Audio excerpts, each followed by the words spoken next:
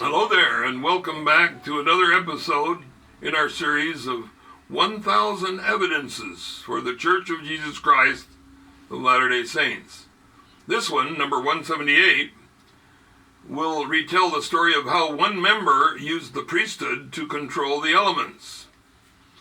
While Jesus Christ was on the earth, he used his priesthood to control the elements, such as calming the wind and waves of the sea in Matthew chapter 8, verse 26.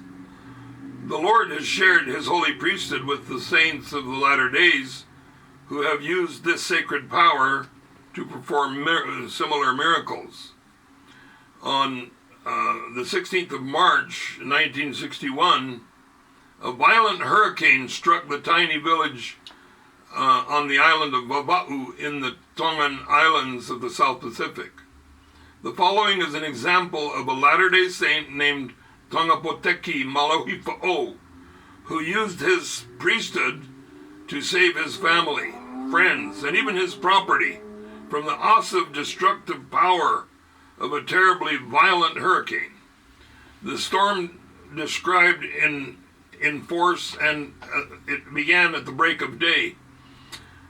Just after most of the earnest family the family prayer for divine help, we heard cries from the outside. "Tonga, Anna, save us!" Opening the door, we ushered in several women and their little children. Their homes were destroyed, and they had no place to go. The wind continued to rage with ever-increasing fury. Its velocity eventually exceeded 115 miles per hour. Some estimates ran as high as 150 miles per hour. From their living room window, they witnessed widespread destruction, houses and trees torn up and flung across the face of the land. One frame home was lifted right off its foundations and disintegrated in the air. Parts of a house from another village landed on their property. The new Tonga Free Church chapel across the road from them also crumbled into a heap before their eyes. By nightfall, there was still no let-up. They had heard that the Wesleyan chapel in Niafu had collapsed, killing a man named Viliami Tatafu. And by now, the roof and walls of their own fragile house were groaning and heaving in a terrifying manner. Anna touched her husband and said, "Tonga, it is clear that we are in for real hardship tonight. Perhaps our home will be torn apart in the storm. What is your plan for us?" He tried to comfort her again by reminding her that the Lord would not forsake them. But as he thought about their circumstances and the destruction around them, an idea came to his mind. He thought, "If I can heal the sick with the priesthood blessing, why can't I bless this house and stop the wind from destroying it?"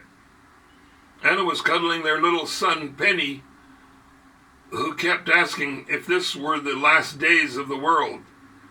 "No, Penny," she replied. "Not until the gospel is preached to all the world will we be close to the final day." At that very moment, there was a loud banging on the roof as if the roofing tin would be torn off. Tonga stood on the bed, and reaching upward toward the roof, he said, "By virtue of the holy Melchizedek priesthood vested in me, and in the name of Jesus Christ, I command that the roof stay exactly where you are. Do not move even 1 degree.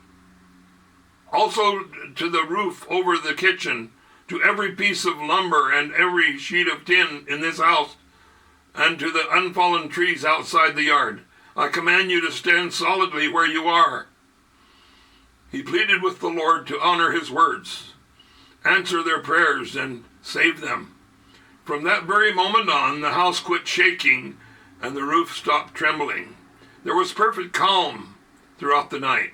The next morning, the destruction was unbelievable across the whole island, as if a giant bulldozer had ripped and torn the landscape. This account is found in Tongan Saints, Legacy of Faith, translated and edited by Eric B. Shumway. One of the missionaries who personally witnessed this miracle was Elder Shumway. Laia, Hawaii, the Institute of Polynesian Studies, 1991, pages 227 through 228. This miracle is also documented in Stories of Insight and Inspiration, Faith in the Tongan Islands, 1976, pages 71 through 73. This is not merely rumor or folklore or hearsay. It is true and it is documented. While living in Tonga, I was personally acquainted with the Malahuifa'o family 10 years after this storm. Penny, the son of Tonga, and Anna was one of my students. I also met other witnesses to this miracle who attested to its validity and truthfulness. Ladies and gentlemen, this is yet another evidence that the priesthood is active and powerful, and that the gospel is true, and that the Church of Jesus Christ of Latter-day Saints is absolutely the straight and narrow path. No question about it. We have many more evidences to share. Don't miss any of them. And remember, call, don't fall. Call on the Lord of life and salvation.